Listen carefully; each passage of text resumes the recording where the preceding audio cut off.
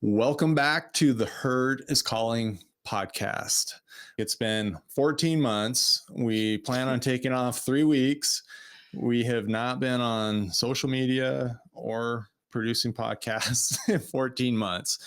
And we have a theme over the last year that not only explains why we've been absent, and I will say it's funny, social media, like we've had some people reach out to us like, are you guys okay? Yeah.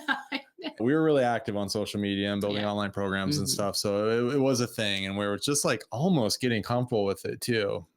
And then we stopped. Yeah, a little bit. It's still not really, but just a little bit. And now I'm back to like not being comfortable at all. Yeah. However, the theme, and this is something that I know a lot of you can relate to, is grief and transition. Grief and transition. And we've got a lot to say about that through our own story, our own arc over the last 14 months that we'd like to share a couple of points with. We thought we would just share the journey that we've been on for the last 14 months with you all by way of explaining our absence. Yeah, get caught up. It'd be kind of weird just to jump back into it without any catching up first. The other theme that we'd like to share with you, this is partly based on a theory, an old philosophical approach from Heraclitus. I don't know if I said his name right, but the Greek philosopher from way back. And it says, no man ever steps in the same river twice, for it's not the same river and he's not the same man. And part of the theme that we're going to be exploring with y'all, and we invite you to join with us, is this idea of why wait when it comes to exploring your passion, when it comes to doing the thing that you've been thinking about doing, like why wait? So that's what we're going to talk a little bit more about here today. And I want to share with you guys that we have released a new Substack. Substack's amazing. It's a great alternative to traditional social media. Let's just go a little deeper. If you're watching this, I have a link up on the screen. I'll have it down in the show notes if you're not watching it. And let me just put up a QR code as well. There it is. Okay. So we got a QR code and the link to the Substack, and we're going to have the podcast The Herd is Calling there. And we've got a new newsletter with a bunch of new articles ready to read called the Healing with Horses Compass. And we have been working on that the last 14 months. Yes. The compass for the horse journey that we are on. Wow. Right. Yeah. I was working that out in real time. Compass, journey, the calling, it's all connected. It is. The podcast is really important to us. Our newsletter is really important to us. We're really private people. So putting things out into public was really awkward. We were just getting into a really nice rhythm too. We had some awesome guests going live. We're finally getting 10% comfortable on camera. So now we're getting back. So we're back to being like super awkward, and it feels really weird again. So you're welcome. Yeah, you're welcome. And thanks for joining us. Well, there's a Mary Oliver quote I wanted to share with you that kind of sums up why we're even doing this. And this is it. This is from Mary Oliver. Instructions for living a life. Pay attention, be astonished, and tell about it. So this is us doing our best to tell about it. So before we dropped off for 14 months, we had done a bunch of recordings right before the holidays, and we're launching our coaching program, which we call Foundations of Equine Attunement. And we had the last one we put out was with Dana and Chrisana, the filmmakers from Rescued Hearts. And I managed to get that one out in spite of myself because that was such an important episode. We had such a great connection with them. And I know they've been traveling the world promoting their film ever since then. So we managed to get that up, but we've got 3 more pretty amazing podcasts recorded that we're going to be putting out with guests. And we're going to be doing a lot more with us discussing healing with horses and all the different modalities that we've been working with. So, and sharing our process. Like one thing that we've realized on this journey is that sharing the process, sharing the making process with you all is very important. Yeah. Sharing the process. It's huge because it's all about the process. We've been really learning a lot about different psychological frameworks and counseling, communication methods. And Carl Rogers with his humanistic theory is one of the big ones. And one of the things that's central to that theory is that there isn't a destination.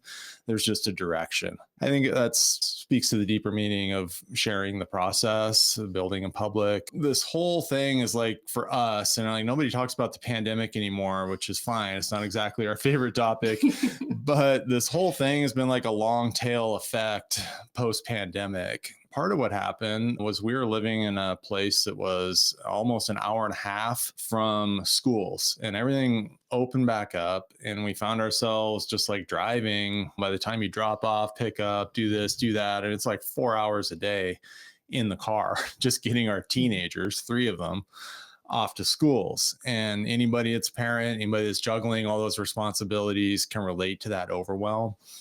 Yeah, and there was a deep exhaustion that began to set in for me that just was the cumulative effects of that commute, of the wear and tear that it put on our bodies, on our minds, on our spirits. The gift of it was we got a lot of time in the car with the kids. And those of you who are parents or caregivers of kids know that there are sometimes no better moments than those moments in the car where you're not sitting across from each other, you're sitting side by side, and that the rolling motion of the car and sort of the white noise of the road creates these beautiful moments of engagement and reflection and open-hearted conversations with our kids.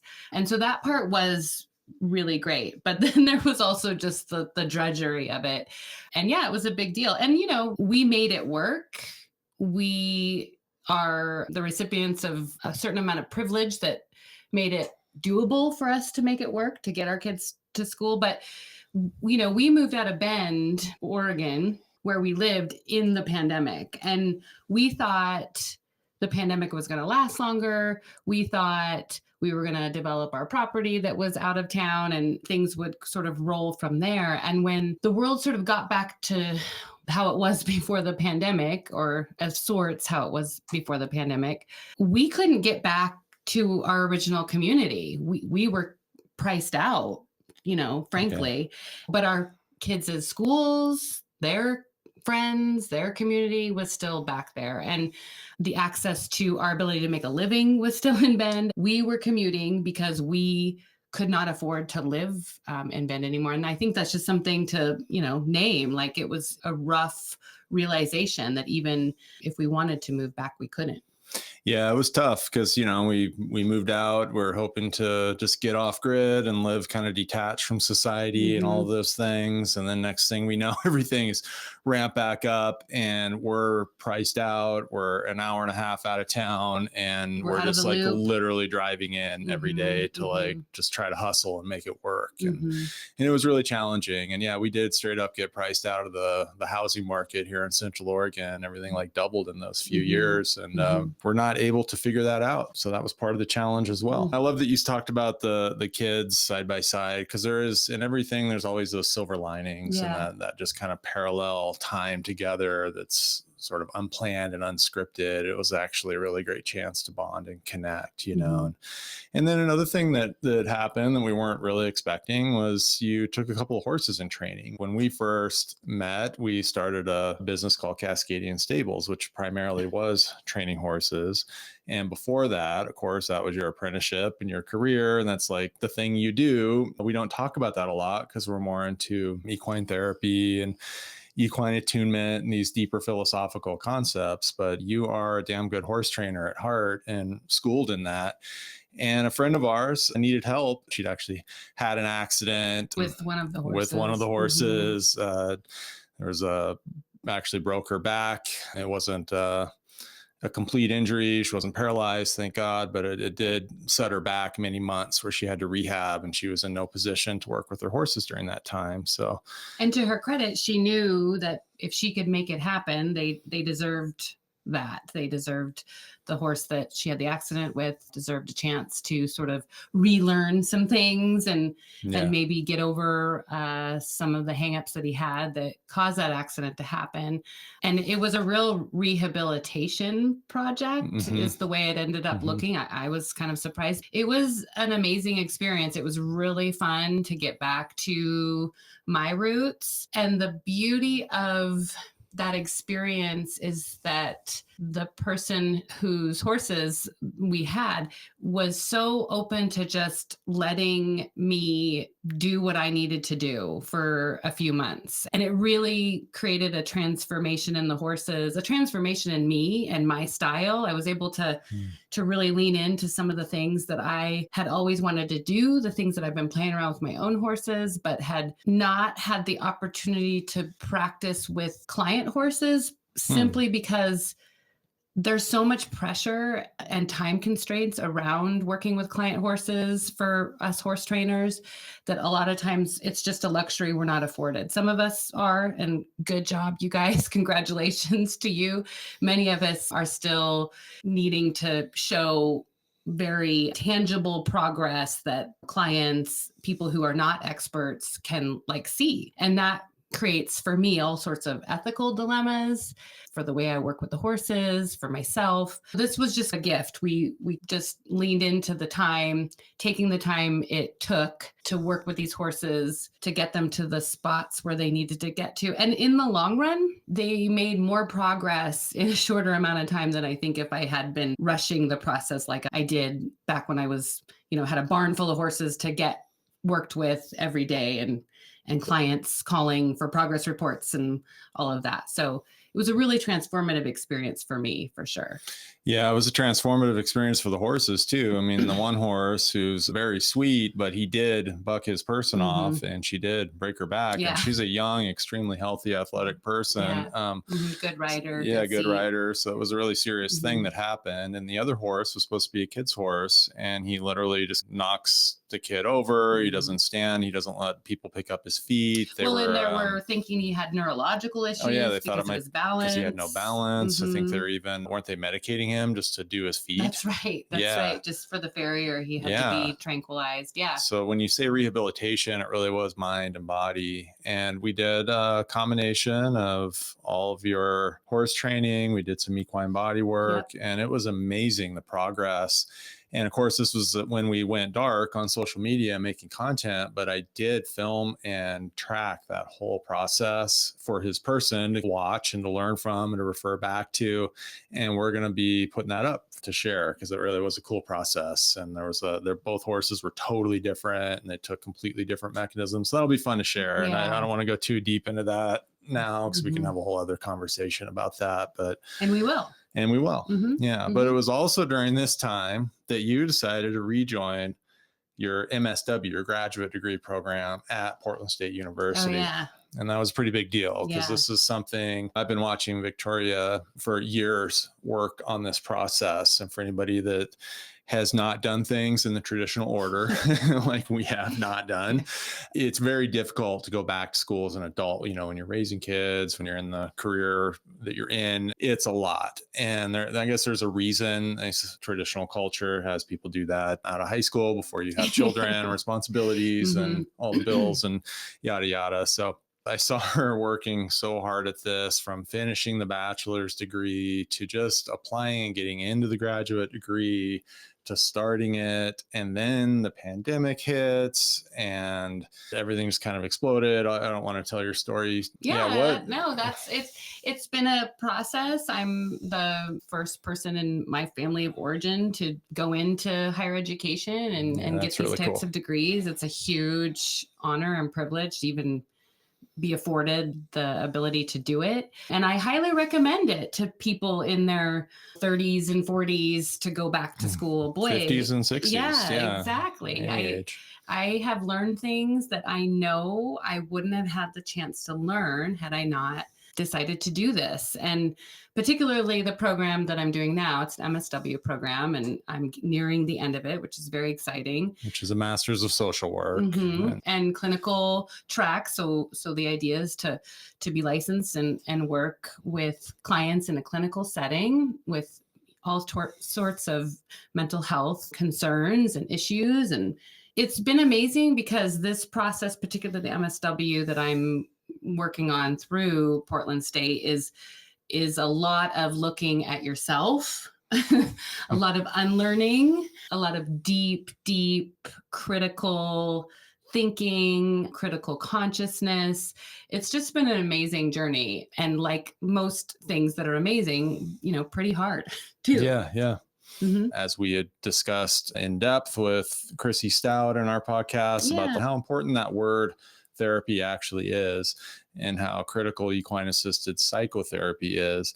We felt like we had a lot to offer that world just through the knowledge of horsemanship, equine body work, and especially the unmounted activities, and Victoria choosing to go get her MSW and to actually be a therapist allows her to use that term and earn that term, I should really say. Mm-hmm. It's going to add some dimensions and some new perspectives to the work that we're doing with horses. It's really powerful. Yeah.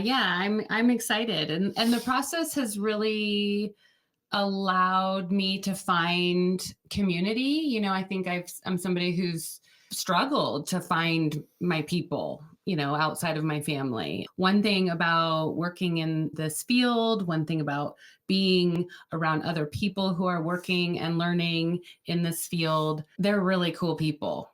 I have been blown away by the quality of people, the hearts of the people, the conscientiousness, the competency of the people that I get the good fortune to work with and be around and learn from every day these days. Yeah. That's what I love about the MSW kind of world too, is it really is people that are on the ground making a direct impact on people's lives. So we're going to be sharing more about that too. We got a lot of things to share about different techniques and theories and how to actually integrate that into equine assisted healing. Yeah, we're excited to nerd out on all that stuff with y'all. Yeah, we're going to be nerding out big time on that. So after Victoria decided that, we were in a really nasty winter last year. It's about this time of year. It's February right now. I get really antsy and don't want to live here anymore because it's funny. A lot of people move to Central Oregon because they actually like the snow. They like put things on their feet and like slide around on it and they enjoy it. They like move here and invest their extra money and time into just enjoying the snow. I've never been one of those people. I just happened to grow up here. I took off as soon as I could to Hawaii. So I've always kind of dreamed about going back. It's just one of those things, and I know that there's a lot of problematic things with being white and moving to Hawaii. However, I made some reach outs. I did some phone calls and I did some reach outs. Well, you had an extensive community there. You had lived there for over 10 years. Jacob was born there. I mean, you had roots there for sure.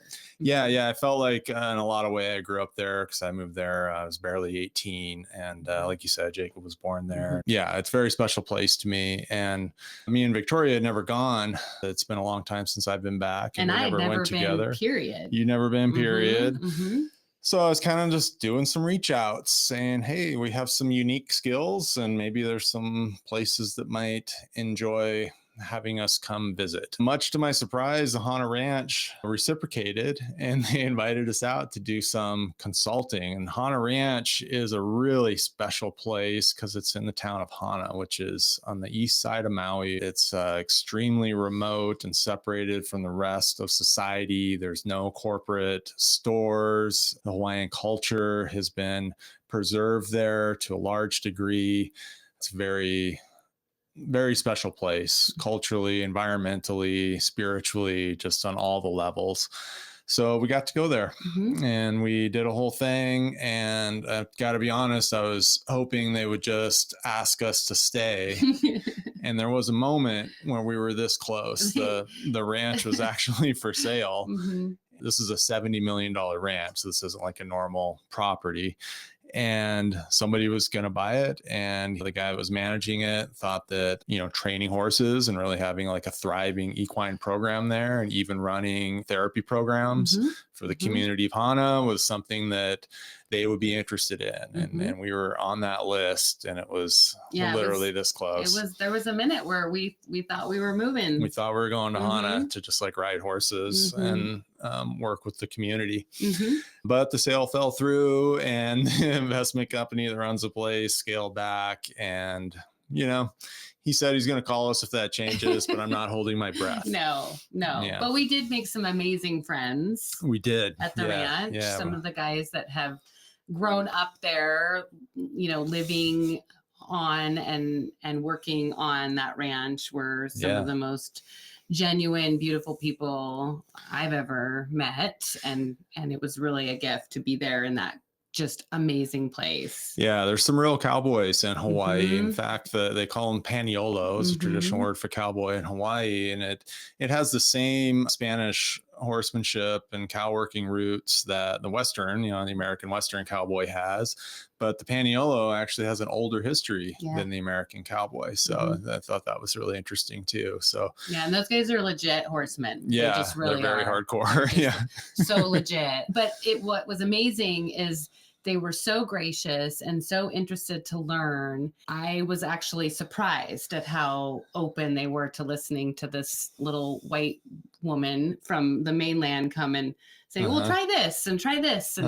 And they were completely blown away by Josh's ability to work with the horse's body. They really got the sort of energetic relational attunement work with the body work. They that made perfect sense to them. So they were just so fun to work with. Yeah, it was really, really cool. Yeah, and I hope we can get back at least just to hang out with those guys because it was super special. So that literally, that was like January. No, it was February, March. That was March because we went like that mid-March. Yeah, so it was pretty wild. But then it fell through. And the next big bomb of the year dropped, and that was when our son Jacob, who was 17, decided he wanted to move out of the house, go to California, and live with his mom. That was the first time he was going to do that full time. It was a really big deal. Our nuclear family unit was very tight. His grandparents are there in the town we were at. I wasn't quite expecting it. We knew it was coming. Both him and James were turning 18 and getting to a point where they were going to head out. But I thought we had another year and a half or so with Jacob. And he made that decision. It was primarily because he plays drums and he wanted to get in a musical community, and he really tried to do that in Bend. Of course, we were so far from Bend. It's hard to meet people. We were an hour and a half out. The scene just wasn't happening for him. He wasn't making connections. And his house in California, the California, Northern California music scene was more happening, better place for him to do stuff. And that kind of hit me like a ton of bricks. I wasn't even totally expecting it, but it was just this sort of deep, emotive grief that just started coming out of nowhere. Yeah. No, it's hard. It's hard to think about now. Yeah. It's okay. I'm sorry. Jeez. Thought I was over it. Yeah. No, you never get over it. Yeah. These kids just leave.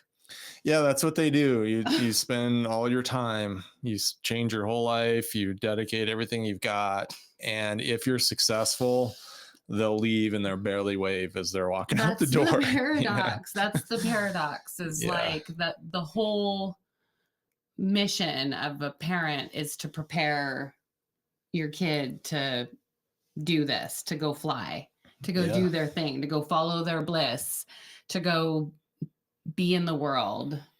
And it's rough. Yeah, it was super rough. Yeah. And that's so I kind of felt like, especially when we got back from Hawaii, kind of had about a month. So it was just like, it's just kind of funny. You try to like fit everything into a month then because you're like, oh, I need to start going to the gym together. We need to do this. We need to go on a hike. We need to do that. And of course that was just me kind of striving and grasping. But we did have a great last month, and yeah, I know. Yeah. And progress on Jacob as he found a band. They have gone on multiple tours across the Northwest and the coast of California. They recorded an album. They recorded a video, a music video. They're promoting their band on social media. They've got a following in person and on social media. He has built a community that is both super creative and courageous and also healthy and kind. So yeah, as a parent, it's kind of like,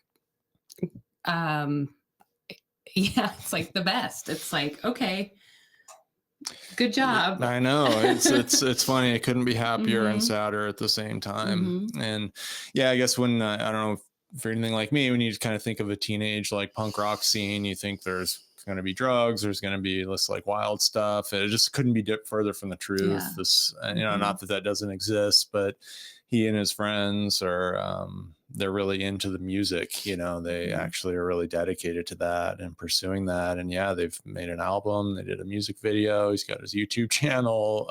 They went from Los Angeles to Las Vegas and all over California. Mhm. They've been up to Portland, they're planning another tour. So Mhm. it really has been just fabulous. And it's exactly what he set out to do. And that has also just been so fun to watch him decide, this is why I'm going, this is what I'm going to do, and doing it. That was it. Yeah. Yeah. So it's very complicated. And if anybody is going through that, I feel you. And I know what it's like now. I didn't get it before. It's kind of funny. Like I always thought I would just be like celebrating when the kids take off, because, you know, kids are a lot of work. They take a lot of time and energy. They eat all your food. They're really bad roommates, Yeah, especially like when the they're worst roommates. teenagers. They're like the most inconsiderate, clueless roommates you could ever have. Yeah, exactly. But yeah, then once they're gone, it's a very empty feeling. Yeah. Yeah, it's pretty amazing. So yeah, I mean, and literally right as that's happening, I get a phone call from the ex-wife of the gentleman who owns the property that we are leasing our place from. You know, we had 5 horses, a couple in training, all our dogs, we had our cabins, our hay, I mean, all the things, our podcast studio, everything was set up there. She gives me news that he died in a vehicle accident and they're going to be putting the property up for sale. And it's just over $1 million, and we don't have $1 million. I was really bummed. We really love that place. I was actually hoping we could stay there long enough to maybe even earn enough money to buy it someday. And, you know, right as we're doing all this other transitional stuff, we get this news that we got to move. And like a lot of places in the country, the real estate market and the rental market is completely changed in Central Oregon. You can't just go find a place when you got a bunch of dogs and horses. No. So that was just a huge thing. And yeah, I guess the podcast and posting on Instagram were just kind of the last thing on our mind at that point as well. So yeah, so then we had to move, right? Is that? Yeah, we just started looking, downgrading, selling lots simplifying. of things. Well, we thought, you know, maybe this is an opportunity to at least stop driving so much. Fortunately, Victoria's got a lot of deep connections and trusted friends that have barns, and, you know, so they're options to put the horses somewhere really good. But you know, during this time, just kind of part of the story of grief and transition, I think he was our oldest horse left. He passed away. Yeah. This is a lot. And our old dog Blue, who was like there since he was with you longer than I've been with you. And he's been there the whole time that I've been around, since the kids were young. Yeah, his passing, along with Pilgrim's passing, was an end of an era. It was an end of an era. And it was fitting as we were making this transition, as Jacob left, as James was getting ready, our oldest was getting ready to go to college, and you know, coming up that fall, you know, basically as the kids were launching, pieces of their childhood were passing away. It was just like all falling off. Yes. It was wild. Yeah. And James, our oldest, he got into the University of Oregon during this time, which was huge. I think he may be, well, I guess my brother went to school right out of high school, but James is one of the first to just like go to college out of high school, and he earned that spot. Yeah, it's been a big year. Yeah, he Yeah, did. he didn't just finish high school. He got a dual degree at the community college That's here. right. Jeez. Like ugly. Just give me a second. He got his dual degree. He got a scholarship to UO. He was so brave and courageous. Yeah, and right, like we were kind of, his leaving was part of this whole trajectory that kind of started with Jacob, then moving, then in there these animals that were part of our family, part of our family history and our family to date, passed away, and then James left. So yeah, it was there was a moment when it was like we were just doing what we had to do every day. Yeah, we were absolutely scrambling. It was very emotional. Mm-hmm. I'll share a quote that we pulled up from the great poet Khalil Gibran. Khalil Gibran wrote The Prophet. It's an amazing Lebanese poet. So this is his quote about sorrow. When you are sorrowful, look again in your heart, and you shall see that in truth you are weeping for that which has been your delight. And boy, that's absolutely the case with all of this. And, just, I guess because I'm not a rational human being and I had a little bit of FOMO watching Victoria get her graduate degree, I had also had a very uncommon path through life, and I kind of done school in pieces. And when Jacob was a baby, I went back to school to get an exercise science degree, thinking I would get into physical therapy. And then I learned about the path of occupational therapy, which, just to be clear, a lot of people think occupation means helping people with their job. It actually just means anything that you're doing, like the occupation that you are doing with your life and with your body. So it's the things that matter to you. It could, it includes your work, but it's deeper than that. It's what gives you meaning and purpose in life. And so I learned about that, and I thought that sounds like a really cool profession. It sounds a little deeper, a little more holistic, a little more integrated than just helping people heal from injuries. And I got really passionate about that. But at the time, there were no colleges in Central Oregon that offered that degree. I think I was a little jealous of Victoria getting hers.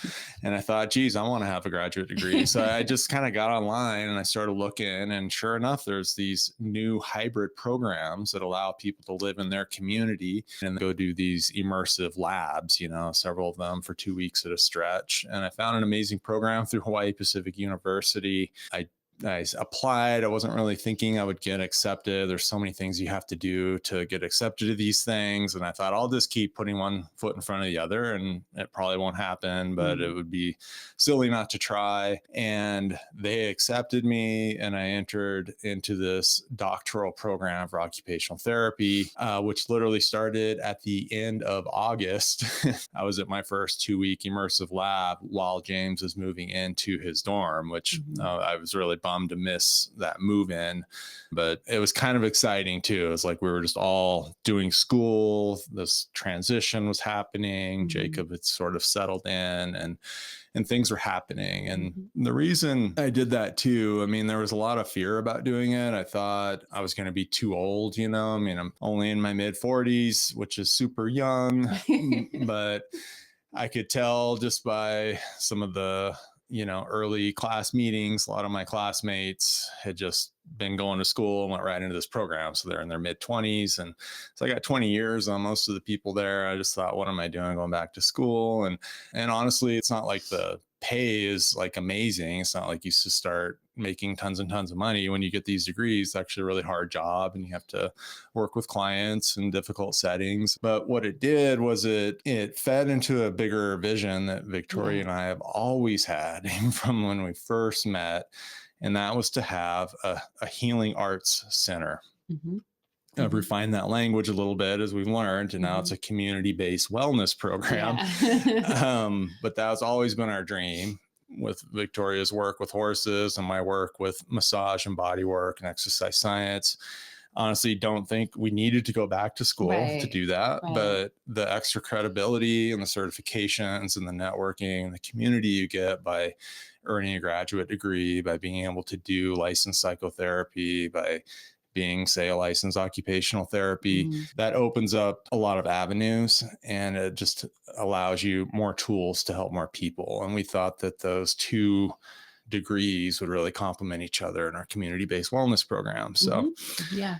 So that all happened as well in the middle of this. And you didn't mention, I don't think, that this was an accelerated program. So like it was on hyperdrive, literally. Yeah, it was unbelievable. And I did honestly think when they told me that, I talked to the curriculum director and she said, look, you're real talk, you're going to need to dedicate 48 hours a week to this. And I thought I'll get it done in 30, you know, and I'm going to get the podcast going. I'm going to get our coaching cohorts going. We're going to keep working with people locally. At this point, the plan was to like get back into the virtual space with my horse journey and do the podcast. Yeah. I was chomping at the bit to get my horse journey ramping back up again. And it probably took me closer to 60 hours a week to keep up. Yeah. You know, these were 800 level classes, neuroanatomy, applied this, applied that. There was serious stuff. And it's no joke. So public health is at stake and they take their job really seriously teaching. It's not a lightweight program. So it took a lot of extra time for me to do. My horse journey just kind of stayed on the shelf back there during this whole time as well. And then I think during this whole time, I'm still just plugging away, you know, in deep grief for losing yet another child to adulthood, or at least the beginnings of adulthood. Yeah. But yeah, in full swing in my field work, my work at Warm Springs Behavioral Health, that's been transformative, but very engrossing. And so yeah, you kind of rushed over that. I just want to be clear, like when you're in an MSW program, you're being trained to do psychotherapy. And in order to earn that, you spend many, many hours. I'm not sure how many, like hundreds of hours in a facility doing psychotherapy with the public. And the location that you chose is in the Warm Springs Indian Reservation. And what's behavioral health, right? It's Warm Springs Behavioral Health Center. She's been doing that for quite some time. In fact, she got special permission from the program to not, usually you do a couple of different rotations, and she is now on her second rotation at Warm Springs Behavioral Health, in large part because of the time it takes to build relationships and the help that's actually needed there. Exactly it. This is an experience that has been absolutely transformational for me. Not to go too deep into it because we have other podcasts and we can go there, but the effects of white supremacy, colonialism, poverty on people who are just down the road from one of the richest regions in Oregon is pretty astonishing. It's very stark. That said, it is my honor to be able to work with the clients that I work with there. They have taught me so much in turn. I have a field instructor that is a tribal elder. She herself is an MSW. The things that I have learned from just her ways of being in the world, her knowledge base, are things that I am just filled with gratitude for the opportunity to get to learn. And they're changing me. They're changing me in ways that I am still parsing out. And I'm looking forward to sharing that with people who are interested in listening. But it's been an amazing experience. I'm really thankful for it. Yeah. And from the sidelines, I mean, again, that was part of the reason I think I wanted to jump into a program myself, because just seeing Victoria go through this transformation and seeing the things she was doing, learning, and the impact you're having, I was just like, I want to get out there too. I mean, it really was inspiring. And you know, I guess if anybody's listening that's maybe thinking about going that path, I encourage you to take the leap and go for it. You know? Yeah, it's good work. On that too, you had an opportunity to join a local consortium. And part of why we're sharing all this is these are the things that we are going to be sharing going forward in my horse journey and on our platform about how to integrate these really powerful, proven therapeutic techniques into equine assisted healing. Right. I mean, that's what the consortium, I think that's how, I never know how to say that word, but Yeah, I'm I going to go think with you said it right. consortium. I think that's the I first always time. call it a symposium, which has Yeah. nothing. I think that's just from Barbier's Oh, nice. Horsemanship. Yeah. Anyway. Yeah. Anyway, so the consortium. It's a cool learning community. It is. It's a cohort. It's a cohort of grad students mostly who we have been allowed access to learning opportunities that people who are far our senior are usually open to them, not us. And so again, it's an opportunity to build very, very cool, unique community that is just really enriching to be in. But it's also the opportunity to learn these different modalities. I did a 2-day training with one of the founders of cognitive processing therapy for PTSD. This woman is just a master. And so to get to learn from her this very specific modality was an amazing experience. Tomorrow through the consortium, I'm going to be engaged in a exposure therapy training for anxiety. And then I think there's an eating disorder modality that's being rolled out in a few weeks after that. So yeah, I'm just getting to learn things that I am so excited to not only integrate into the practice that I'm in now with clients at Warm Springs, but moving forward, figuring out how to integrate some of these modalities into equine assisted psychotherapy or equine assisted coaching, or the possibilities are endless. And it's really fun. It's really fun to think about how to apply some of these proven evidence-based modalities into what I already know is a powerful modality, which is equine assisted psychotherapy and equine assisted learning. Yeah, exactly. And that's kind of where we're going to be going with stuff too, is something I've learned, because every time you do something, you learn, and you mainly learn from the mistakes. And one of the mistakes that I have made with my horse journey is trying to do too much, trying to teach too much, trying to say too much. I think I tend to overwhelm some of our students in our coaching programs because we're just like going through so much material in one session that I probably could spread out over 5 or 6 sessions and really help it land. So one of the ways we're going to approach this moving forward is coming up with really clear and tangible and outcomes-based oriented templates. It's a little paradoxical because we really believe in letting the organic nature unfold, to being able to follow your intuition. But in order to really allow that to happen, the more structure you actually have, the more templatized your sessions are, the more it opens up the freedom and that foundation to do that. So all of these processes, CPT, and there's so many, figuring out how to apply that, how to get those outcomes that have been proven. That's why they call it evidence-based, because it's been proven to work, and how to apply that in this unique setting where humans are partnering with horses, not just partnering, but collaborating with horses is where we're going to take things. So, and we're excited because the direction that this podcast is going to be taking, and the newsletter, which is the Healing with Horses Compass. I'm actually going to share a link to that because we haven't even put that out yet, and we're excited to share it. There's a QR code. If you're watching the video, there's a QR code there. So we're going to be talking more about these theoretical frameworks that are behind the healing. It's going to be like Nerd City for other therapists and healers that are really interested in exploring this kind of stuff, because that's what fires us up. That's what we talk about at dinner. It's, we stay up late discussing.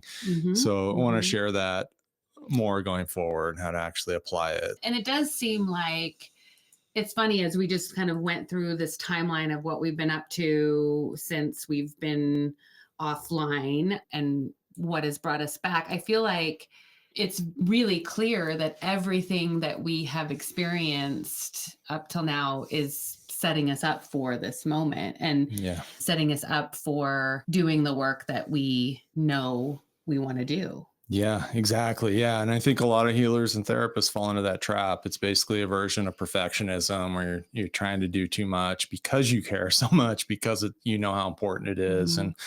And there's this incredible quote we found from Haviz that says the reason I'm sharing this quote is behind that perfectionism is really a worry that you're not doing enough, that you're not creating the impact, that you're not honoring the tradition, that you're not sharing enough. There's just kind of a lot of worry and fear and almost like a lack-based mentality, even though you're like flooding. It's a little paradoxical in that way. So Haviz has this great quote that I've been leaning into lately called, "Now that your worry has proved such an unlucrative business, why not find a better job?" So that's what we're doing now. And the other thing too is this ripple effect that we've talked a little bit about in the past. And why do I respect therapists so much? Why was I so inspired by seeing Victoria doing her work at Warm Springs Behavioral Health and learning the things she's been learning? It's because as a therapist, you might see, even if you're booked part-time, you might see 4 people a day. Each one of those people is connected to multiple other people, whether it's their parents, their children, their spouse, their coworkers. There's this network of people around them. Every person that has a healing breakthrough is able to break perhaps even a generational pattern. It creates a ripple effect. Mm-hmm. And something that I think a lot about is how that ripple effect exists in a timeless space, meaning that, think about that generationally, it goes back generations and forward generations at the same time. It doesn't really operate in the same rules of the space-time continuum that we're living our daily life. So that's the ripple effect. People that are out there doing healing work, coaches, healers, therapists of all kinds, therapist is a broad word, and many different kinds, have an opportunity to create this ripple effect every day, countless times.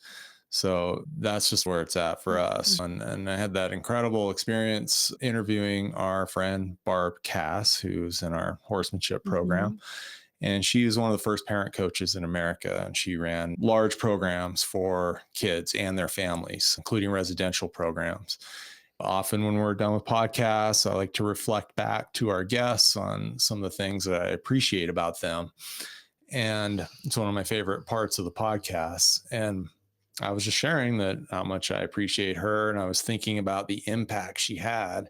And there was a moment, it was just like a moment where it was almost like behind her, I could just see this like light of all these families, of all these people. And it was like flooding the room. And it was just a moment. And it was really special. And that's when it really hit me, because I'd been talking about the ripple effect before. And I was just like, oh, this is not just a theory. This is a real thing. Yeah, it's really special to be in that light. Yeah, it's very special. Mm-hmm. So, yeah, I appreciate all of you out there, which I know is mainly our friends and family at this point. We're excited to share. We have a few amazing guest podcasts to share. Mm-hmm. We've got our friend Kara, who's runs somatic therapy of Marin. She actually even came up to the Madras farm, and we did a weekend together sharing insights and ideas around how somatic therapy and horsemanship relate. She's an equine psychotherapist in Marin County, wonderful person doing wonderful work. We had Veronica Lack, who is the executive director and founder of the Herd Institute. It's one of the more progressive equine therapy programs in America, probably in the world right now. Brilliant woman. Mm-hmm. We also talked to horseman Warwick Schiller. He's like pretty famous in the horsemanship sphere. Mm-hmm. We had a really interesting talk with him. And then we also interviewed Josh Nichols, who is a younger guy like us, who's also has great perspectives on horsemanship, which is very aligned, and he does relational horsemanship. So he had some really beautiful things to share as well. So, a lot of those conversations were timeless. They weren't really having to do with current events. So we're going to release them a year and 2 months after the fact, coming up. Better late than never. Better late than never. And they were amazing conversations. Each one of of them, I remember we were sitting there just kind of like blown away at how fun, how interesting, how insightful these conversations were. So we're excited to share that with you. We're going to get more on about some of the stuff we're learning in our graduate degrees, some of the things you're seeing on the ground in horse lessons. Yeah. I'm still doing horsemanship lessons, our special brand of horsemanship lessons these days. And I think through all of this process, the grief, the transformation, the grief because of the transformation caused by the grief. One of the mantras that has come out of it for us is this why wait? Oh, yeah. Right. And so that's what we're doing. That's why we're jumping on here today on this podcast. We're just going to put ourselves out there. This is it. This is our one wild and precious life. Thank you again, Mary Oliver. And we're going to do it. The herd is calling. The deeper meaning behind that, naming the podcast, that is that humans have a calling. We have a deeper purpose, and our invitation to you to join us on this path, no matter where it goes, because we have no idea, is like, why wait? Whatever it is, why wait? There just is no reason to wait. I know I have certainly waited plenty of times, put things off plenty of times. We've put off recording this podcast for 14 months. Oh my gosh. Yeah, we've been meaning to do this, but I think now more than ever, now is a time that organizing our communities, leaning into our communities, fortifying our communities, activating our communities is part of this why wait mantra. And that is also why we just are like, let's just get on here and go. Let's do this. Yeah, exactly. And to be clear, she's talking about the national political climate and how horrendous it is and how important it is for us to organize at community levels, because we can't necessarily control what's going on in Washington, but we can make an impact in our community. We're not alone, and we need to band together locally. And if there's a silver lining coming out of any of this, it's that it may strengthen local coalitions. And again, why wait? That's something we were saying long before. It actually has nothing to do with national politics. We're talking about that in context of belonging and social networks and how important that is for health and purpose. And there's a lot of research on the science of belonging and how important it is. And that was there before. Yeah. But now it's even more important. Probably most of you listening to this know what we're talking about and can probably feel the need for that. So, and luckily we have this technology. It's again, paradoxical. It's the same technology that creates division and mental health challenges for society, but there are ways it can help. And one of the ways it can help is by creating community and creating discussions. And that is not limited to time and location. And that's our ripple effect. That's the ripple effect. Yeah. That's the beginning of it anyway. And one more thing about Substack, I'm going to put it up again. If you're watching, that's the link.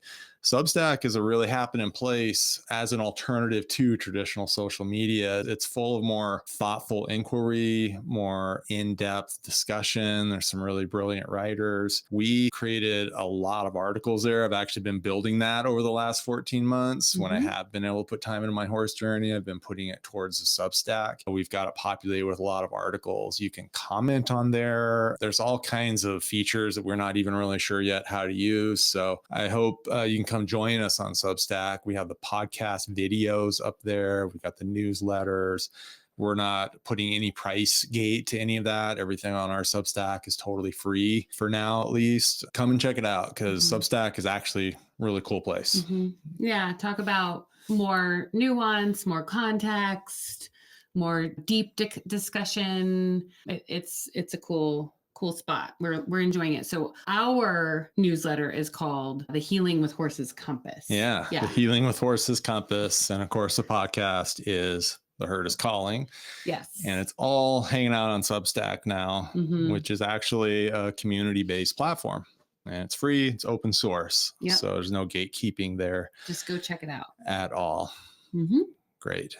So at that, we're going to sign off, and we'll see you next time. And look for Kara Giroux's podcast coming out. She is the somatic therapist in Marin County doing equine-assisted psychotherapy, blending somatic psychology with equine-assisted interventions. Very fascinating stuff. Yeah, and we love talking to Kara. She's one of our favorite people to just shoot the you know what with. So yeah, exactly. Mm-hmm. Okay, so with that, we'll see you next time. Bye. Oops, cord. And until next time, may the horse be with you.